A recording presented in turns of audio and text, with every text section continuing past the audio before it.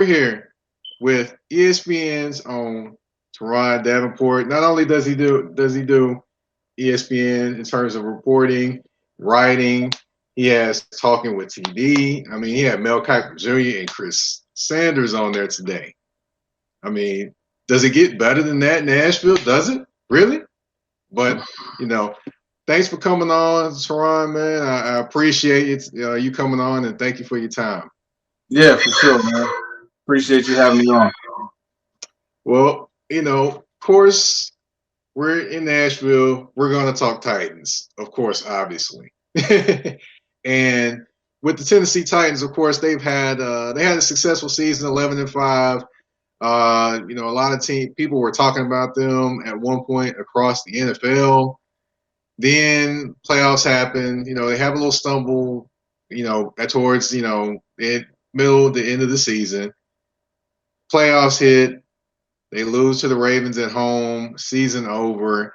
Not necessarily the ending that the Titans wanted, but definitely a good season in terms of record-wise and some achievements offensively. Almost had two 1,000-yard receivers and a 2,000-yard running back. Almost, just for about 16 yards, I believe, off from Corey Davis. Yeah, 16 yards away. He was very close. I mean, that was a tough break for them. He had the almost 1,000, and he missed 2 games, so I think you have to take that into account. But I think they found balance in offense. Started off really strong, 5-0, and then they had a couple of hiccups there, and it's the Steelers and the Bengals game. Those were bad outings, and you factor in the Browns too. It was a good season for them though, because finally they went from that 9-7 mark to 11-5, won the first AFC South Division title for the franchise since 2008. So definitely some things that Titans fans and the organization itself should hang its hat on. Definitely. Speaking of that offense, there was one guy leading this offense. We're not talking about a player. We're talking about Arthur Smith. Arthur Smith definitely was a guy that created great matchups for this offense. Everyone talks about Derrick Henry, and Derrick Henry in his own right is great, and he had a great season. But Arthur Smith, what's not talked about enough is the matchups he created with the motions and things like that all season long to make this offense a high-flying offense as well as an offense that was effective on the ground. But this offseason, of course, he accepted a head coaching job with the Atlanta Falcons, and he will be coaching that team now. And, of course, former defensive coordinator Dean Pease is coming out of retirement to be his defensive coordinator, which that's another thing to talk about with the defense. But we'll get there. But with Arthur Smith now gone, of course, you have a new offensive coordinator. That would be Mr. Todd Downing, tight ends coach. So now he's stepping in with this offense and charged with leading it. I mean, what are your thoughts on him as the replacement for Arthur Smith? Well, to be honest with you, it's all a goal to maintain and establish continuity. That's really the main reason why they're going to go ahead and have Todd Downing lead the offense. Terminology, they wanted to make sure that was very similar. So these guys didn't have to learn a whole new program and have to, worry about thinking before they're playing. Like if you are able to just do things reaction-wise and just go, it's a lot easier and more productive than it is to think, okay, it's Tiger Scat X7, Y6, something else. And you're like, okay, all that means I have to run this.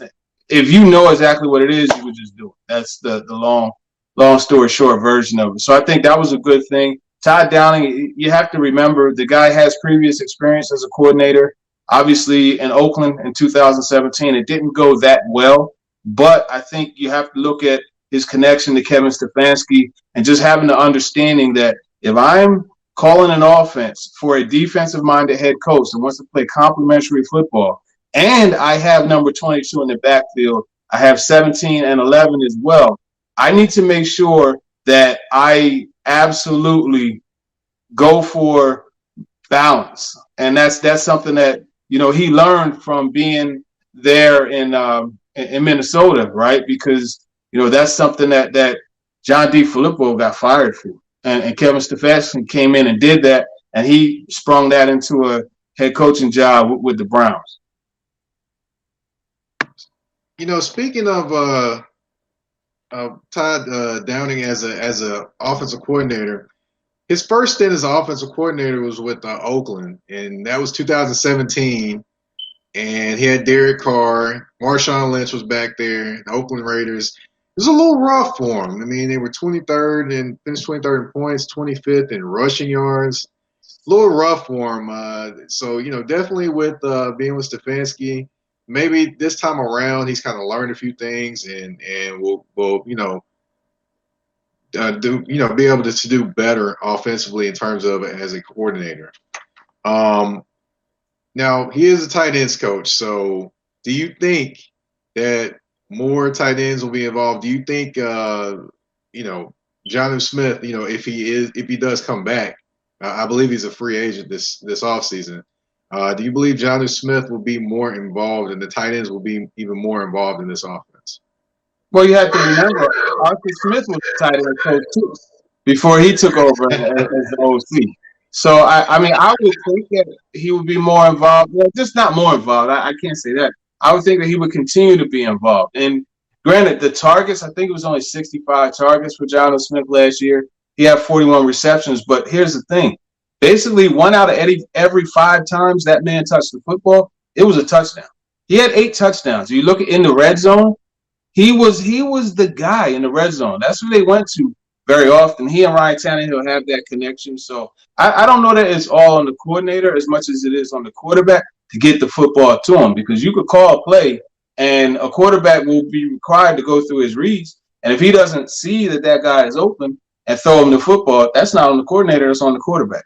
So I think it goes beyond just Todd Downing. I think Jonnu Smith will return. He spoke on Sirius XM NFL radio, and he called Todd Downing one of the best offensive minds he's ever been around. So that right there pretty much tells it. And then if you go back to the Minnesota days, Kyle Rudolph also said that Todd Downing was one of the a very sharp offensive mind and has a very astute understanding of the passing game. But in addition to that, he helped him out a lot as far as knowing how to block and be effective in the running game.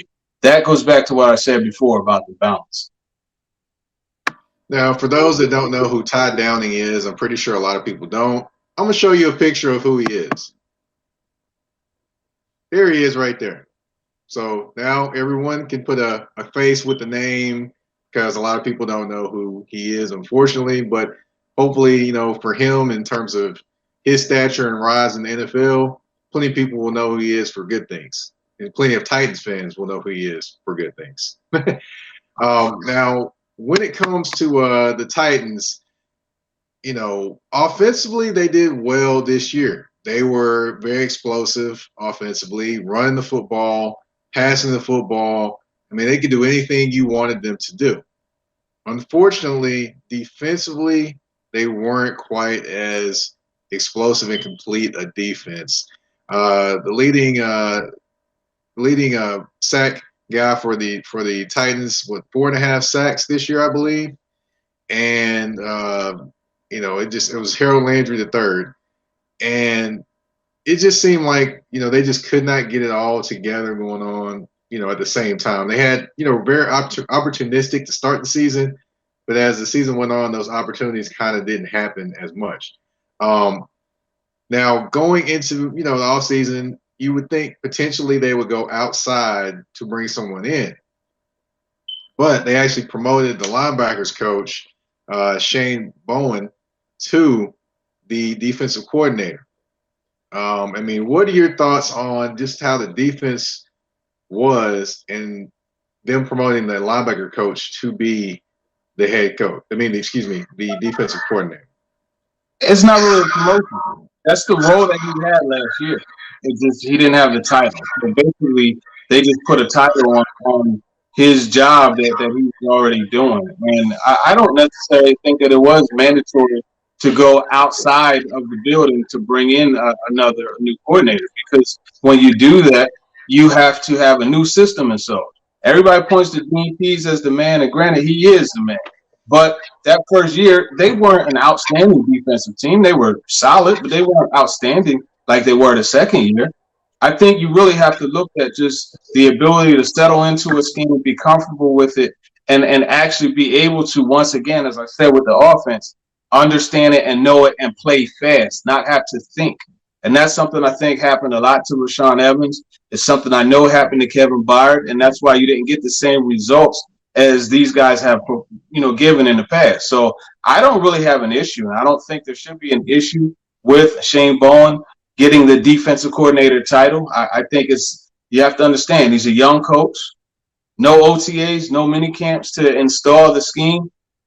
Most coordinators are going to, have a little bit of an issue with that. But everyone looks at the bad things. Obviously the third down ratio there, we're allowing teams to convert on, I think it was like 56% or something along those lines. The red zone touchdowns allowed, that was terrible. The sacks, you mentioned 4.5 sacks by Landry, or 19 sacks as a group. That's tied for the third worst in the history of football since sacks have been recorded as far as teams making the playoffs. So those were bad, but they ranked seventh in takeaways. They had the most interceptions, 15, that the organization has had since, I believe it was 2011. So there are some positives. And my question is this: if they draw up an elaborate blitz scheme, right? And let's say they dial up the blitz with Desmond King coming off the edge, and he gets there and has Deshaun Watson dead to rights, and Watson escapes it. Is that Shane Bowen's fault, or is that Desmond King's fault? We're too quick to look at the coordinator and the coaches and not look at the player. The players are the guys that are out there. So I think that's what you have to look at. And it's not the end of the world that he was named defensive coordinator. Gotcha. And you definitely bring up a very good point. It's on the players to make the plays. The coach can only put the player in a great position. He can't make the play for them. I got a question from Cortland Griffin. He said, Mike Teron, do you put more on the injuries or the actual scheme itself? I'm going to defer to you on that one. Well, I think it's a combination, because, I just sat here and said all that about Shane Bowen, but make no mistake about it, there were flaws in that scheme. You know what I mean? There's no reason why it should be 3rd and 6 and you have corners playing 10 yards off the ball. And it took them too long to realize that that's not a good look. It took them too long to realize that zone coverage was not working. And you have tight ends running through zone and being able to get the first downs. Look at the Steelers game. What's his name? Ebron. It was like 3rd and 18, a 22-yard game. He just skated right through the zone to the other side of the field, caught it, and got the first down. Those are things that can't happen. So it's a combination. The injuries, obviously, Clowney going down, Derek Roberson not being available, that didn't help them one bit. But I don't think you could use that as an excuse. They still have to somehow manage to make things happen, right? You bring guys in. Brooks Reed, they brought him in off of the street, and he ended up, he got you 3 sacks. Brooks Reed, we're talking about. So, I think you have to get the horses in there to run the race. I've used that term and that phrase over and over again, and that's John Robinson this summer or spring, what have you, through the draft and through free agency. It's imperative that they add difference makers. Definitely. I mean, you can't leave your corners out there and your secondary out there without a pass rush. I definitely agree there, and it just it'll be interesting to see what the Titans do and what changes they can make or what things they can do just as a defense to be better next year. And, definitely got to give the new defensive coordinator a chance. You can't necessarily just throw it all out the window because it didn't work just that fast. But one question, with the new title he's getting, does that give him do you see some more changes in terms of the scheme happening Of course, we'll have an all season this year. Do you see more changes in the scheme, or more things, or more of him having control of the defense? No, because as I said, this is what he did last year. There really isn't a change except for the sign outside his door. They're going to knock out outside linebackers coach and insert defensive coordinator. That's the difference. And now you have his name slips my mind. Who he was the assistant special teams coach. He's now becoming the outside linebackers coach. And the thing is with that, he's worked with them in the past. I can't believe his name slips my mind, but he's worked with the outside linebackers in the past. He did so in 18 and 19. So if anything, Shane Bowen will be pulled away from that and be able to kind of roam a little bit more and get to each of the groups. But I'll say this, in talking to him every Thursday during the season, he was well in tune with what was going on in each of the position groups. So I don't think anything has changed as far as scheme. I mean, they may mix in a few things here or there, but for the most part, I think it's going to be consistent. I think it should be more effective because they're going to have the necessary players. Losing Jarrell Casey hurt a lot because he was that shoot guy when they would run those games up front, and that was one of the ways that they were able to consistently get pressure, by those twists and those type of things. So that's something that they're going to have to establish and find somebody to be able to help out there. Yeah, definitely. And we got a question here, but I think you pretty much answered that already. Asking about Vrabel taking a back seat and Bowen being the coach. That was a lot of talk this year was about Vrabel being the guy running the defense. Now, what you just told me, basically Bowen was running the defense, but I guess basically Vrabel was taking all the darts that was being thrown out there in terms of the defensive performance. That's essentially what it was. But even Vrabel himself said that Shane Bowen was calling the plays. He said that, it was Shane Bowen's defense. He did want to be involved, which understandably so. That's his background, defense. So he was involved. Don't get it twisted. But yeah, that was Shane Bowen's show, and I think ultimately it came down to scheme not being executed properly, scheme not being as good as it should have been as well. As far as the timeliness of the calls, that's one thing with Dean Pease that he did so great was know when to dial up those blitzes, and he even said it in his press conference, opening it up with the Falcons. He said we want to be a defense that it doesn't matter who's on the field. Any one of them are capable of blitzing, and any one of them will blitz. And that was, part of his MO, what he did. So I think that's something that they can mix in a little bit more, some corner blitzes. You saw Malcolm Butler blitz from time to time. They might want to do that a little bit more and dial it up in a more timely fashion. Gotcha. Now, defensively, they do have a few free agents. Daquan Jones, you have Jayon Brown, you have King as well. I'm sorry, and of those three guys, I mean, do you see all of them potentially coming back, or do you see, them moving on and the Titans going in a different direction? Well, Clowney will be a free agent as well, so that's another one.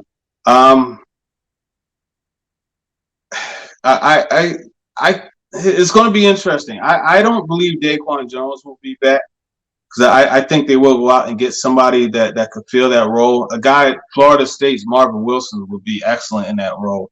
You take him and put him next to Jeffrey Simmons, and those are problems for opposing offenses. So I'm not sure he'll be back. Desmond King, I think that's a tough one. I think they should try to bring him back just because he's probably their best nickel guy. And as the defense started to get a little bit better, it happened when he started to get further incorporated into the scheme and into the system. And he is one of their best blitzers. I don't know if Kenny Vaccaro is going to be back. So, you want to have at least one of those guys in there to be so good as a blitzer out of that nickel package. Jayon Brown is also interesting. I frankly think he's their best linebacker on the team. And I felt that way for a couple of years now. I got to talk to his new agent down there in Mobile at the Senior Bowl. He wants to go back, but obviously he's not taking a short, and especially getting a new agent. The new group that's representing him, they're not taking a short.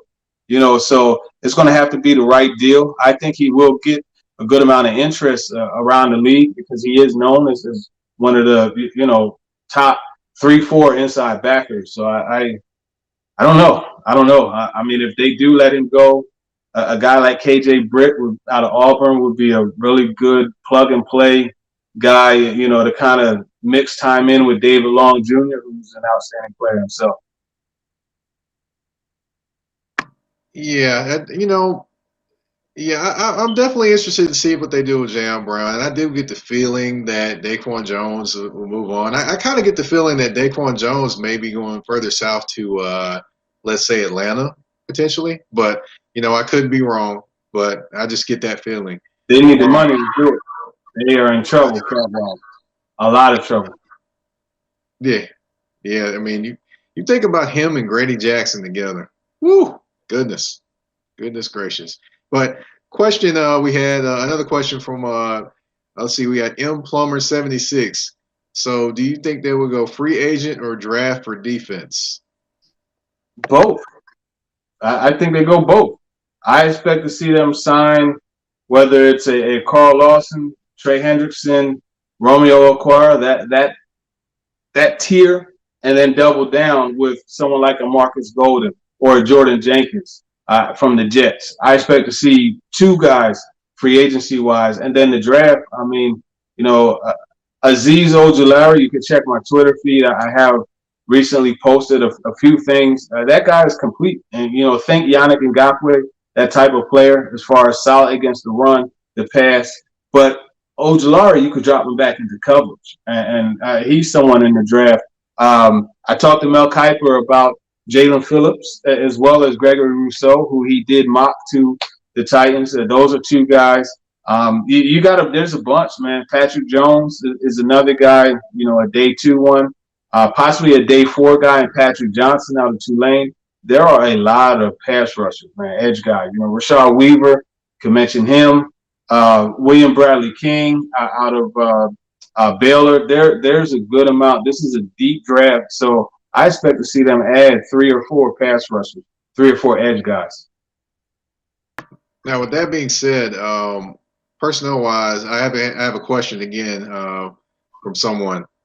From Cortland again, I'm sorry. He said, personnel-wise, does Clowney make a return for cheaper, and is Vaccaro let go for the younger hooker, which I think Vaccaro's let go for the younger hooker, but that's just my thinking. But, and then also we'll get into another question about another free agent, but, definitely, those are 2 questions that Cortland has for you today. Yeah, well, I think at the right price, Clowney will come back. But the thing that you have to understand is he has an injury history, right? And I think the best thing that he has going for him is his connection to Mike Vrabel, right? Because I think a lot of other teams are going to be very questionable. Even the Titans themselves will be questionable about his injury history. He's not going to command $10 million a year. That rest assured, he's not going to get that. So I think at the right price, he will be back, but it just depends on what other teams, are interested in him. As far as the other one about Vaccaro, it's very possible that he is let go. I think really I want to see, and this is something that Chris Sanders and I talked about on the show that we released yesterday. I want to see if Amani Hooker is ready to assume a full-time role. Now, on a part-time role, in a spot duty type of situation, he did an awesome job. Led the team in interceptions, you know what I mean, and just played solid football. But is that enough to make this team confident enough to let Kenny Vaccaro go? And then in addition to that, do they have enough confidence in Dane Cruikshank to come in and fill that Amani Hooker role? Because you need depth. This is a team that uses safeties a lot. They use 3 safeties on the field very frequently. Cruikshank, in my opinion, is a solid player. He's someone that in 2019, spot duty as a dime DB, kind of playing that role. He filled it pretty well. So I think that's really what it comes down to. I could see Vaccaro actually not being here anymore. It would be unfortunate, because he's a tone setter for that defense, and he's come up with big plays, even this past year. So we'll see what happens there. Yeah, I'm definitely interested to watch and see what happens there. But let's take a to a different place. Let's talk about the Senior Bowl. Uh, a few different players down there, showed up and then have showed out. And of course, over the years, players have done their thing down there. Like Justin Herbert, he came out there and did his thing when he was out there. Slung it around, showed a few personnel, teams that he could actually, do his thing, handle an offense. He showed all of his skills pretty much, and of course the Chargers are benefiting from that right now. What players when you were down there caught your eye? There was an assortment of players. I really liked watching Tyler Wallace. He looked really good. Receiver out of Oklahoma State. He played a lot in the slot. We talked about just making that conversion and having that two-way go. And he said that he's liking that transition, being able to do that more, at least during the week in Alabama. Dwayne Eskridge, he definitely stood out. I think, when you look at him, you're talking about a guy that gets you what we call free yards. Him, Amari Rodgers, Kadarius Toney, Demetric Felton, these are all guys that you could get the ball to behind the line of scrimmage, and they'll make it happen. They'll take that and make that into a big play, and that's what you want, those explosive playmakers. I think that's something that's missing from the Titans offense as far as a guy that you could take and just drop in different spots. You want to line them up out wide, go ahead and do that. Put them in the slot, you could do that. In the backfield, you could do that too. In fact, Felton was a running back at UCLA. He worked mostly in the slot in Mobile. So those are some receivers. Edge guys, man. William Bradley King, he definitely stood out to me out of Baylor. I was really impressed by him. Cam Sample out of Tulane. He was more of an interior guy, but, when he was out there, he did his thing. Carlos Boogie Basham out of Wake Forest. He was really impressive, winning reps. He and my man Smith out of Tennessee, they were banging. They were going at it, man. There were some good reps there. I mentioned Marvin Wilson. He didn't practice on Thursday, but he was impressive. Cornerback-wise, Keith Taylor out of Washington, very long corner. And I was impressed just by how he moved, despite being usually the 6'2" guys. There's not all of them are like Dominique Rodgers-Cromartie, who's at Tennessee State now coaching, and have that footwork. I'm not saying Taylor's footwork was that good, but it was solid. As far as he wasn't caught out of position by double moves or even by, quick moves on slants and things like that. He was able to come down and cover that, use his length. So he stood out. Man, there's a bunch of guys. Those guys come to mind quickly. I'm just trying to think of some others. The safety out of UCF, he was really good, number 27. I forget his name, but he had a couple of interceptions. He was always around the football. There was a center also out of Wisconsin Whitewater named Quinn Meaners. Vicious, a ferocious player, man. He went down there, and I think he probably had the biggest impact as far as changing his draft projection. I could see him going day 2 easily now after what he was able to do against other players, of higher stature as far as coming from a bigger school. Gotcha. Now, here's the $1 million question that a lot of Titans fans would like to know. I know it's early, but the Titans have the 22nd pick in the 2021 NFL Draft. If it were you today, with the 22nd pick in the 2021 Draft, who would you have the Titans selecting? I mean, that's a very general question. You don't know who's on the board, who's gone. I think if you're looking in that frame, I think Azeez Ujulari is probably the pick that they should make. But again, is Jalen Phillips still there? Is Gregory Rousseau still there? I personally like Ujulari more than Rousseau. You'll find a lot of people who don't. I just think he's a stronger, more stout, solid, all-around player. But, it's in the eye of the beholder. I would say there's a good shot, that Ujulari will be there, and I think he would be the pick. Some will say Joseph Asai out of Texas. I'm not as big on him as others. He's a little stiff to me, and you'll hear Quiddy Pay as well, but I think he's going to be going by that time. Gotcha. And of course, I had this question, and there was Cortland also had this question too. Corey Davis. That's going to be interesting. Interesting if he comes back or not. I mean, what is it? I noticed at the end of the last game, he was standing on the sideline and he wasn't in. I don't know if there was an injury or anything of that nature. He was hurt.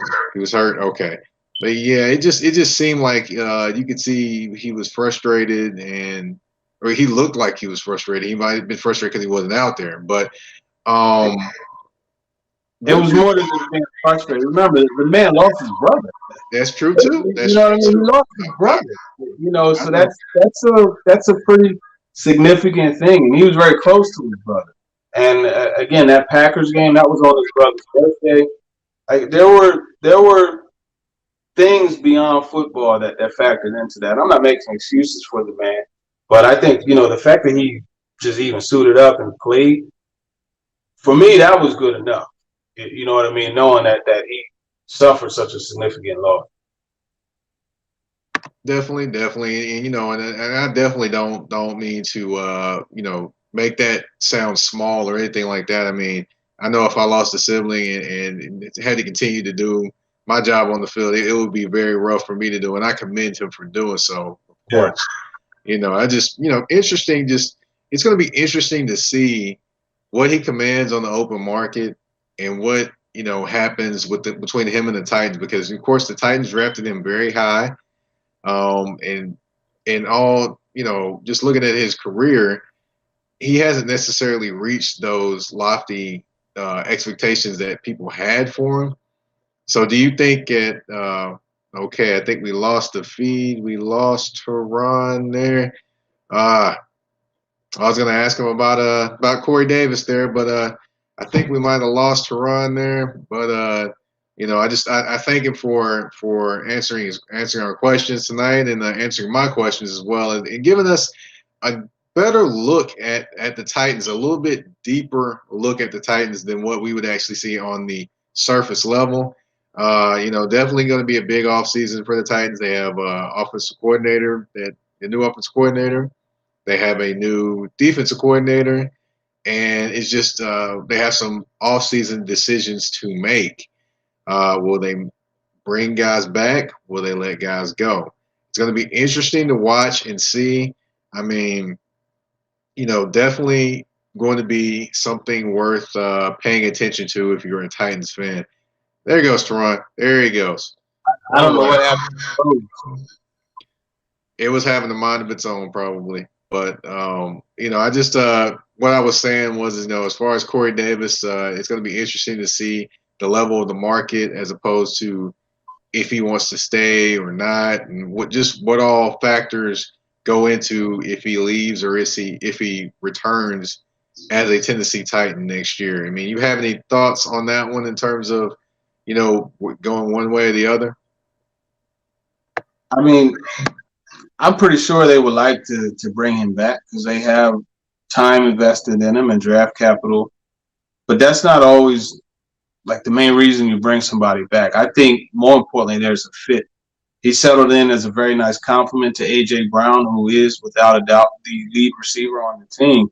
But when all that coverage is rolling that way, Corey Davis is a guy that is well equipped to beat single coverage. And I think that's something that makes him a good fit. Also, just the fact that he's such a solid run blocker, such an impactful player in the run game. When you have Derrick Henry, that's important. So I think they want to bring him back, but like everything, it's going to be the right number. If that thing gets up to like $12 million a year, I'm not sure that they'll bring him back. And that's where someone who I noticed the train is starting to pick up. I've said this over a month ago. Marvin Jones is a player that I think would be an awesome fallback option. He's 31 years old, very effective as a deep pass catcher.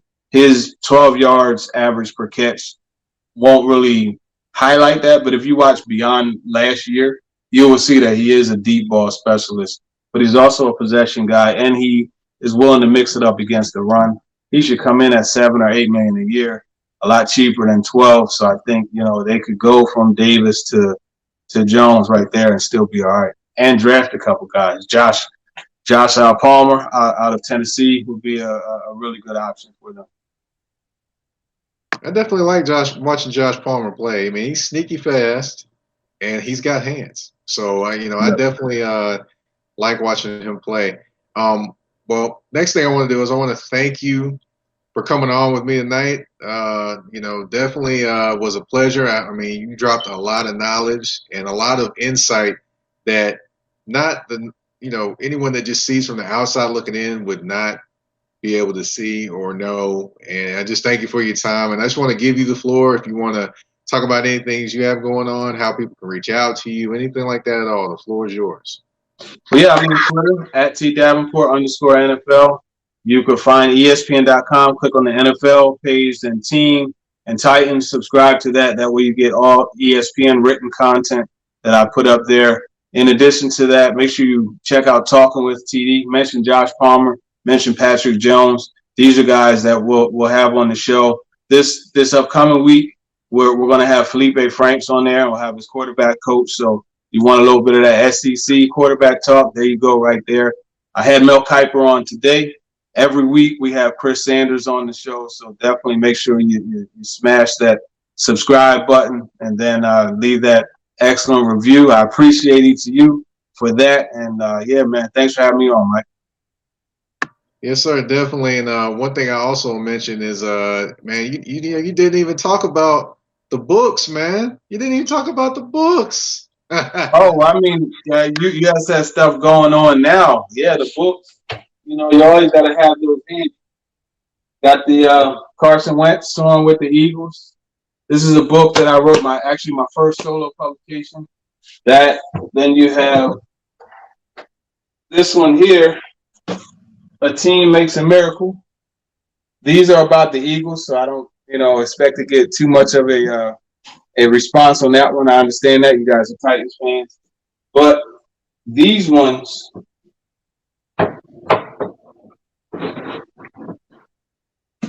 Football love story right here.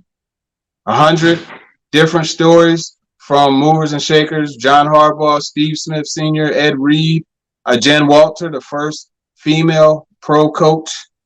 They all share what they love most about football and what did football teach me. This is a publication as well, just sharing the lessons. And Mike, you play football. I know that you've learned lessons from it. I have learned lessons. This is 100 different stories of what people have learned from it. So definitely make sure you guys check that out. Always a pleasure to share the books, man. I'm proud of those, but I was just giving you what was going on now. Well, yeah, man. I got to mess around and, man, I got to look in the wallet and see if I can go ahead and buy the books again, man. Just buy the books, man. I got to go ahead and buy the books. I'll hear you talking about them, and I'm like, I got to get them.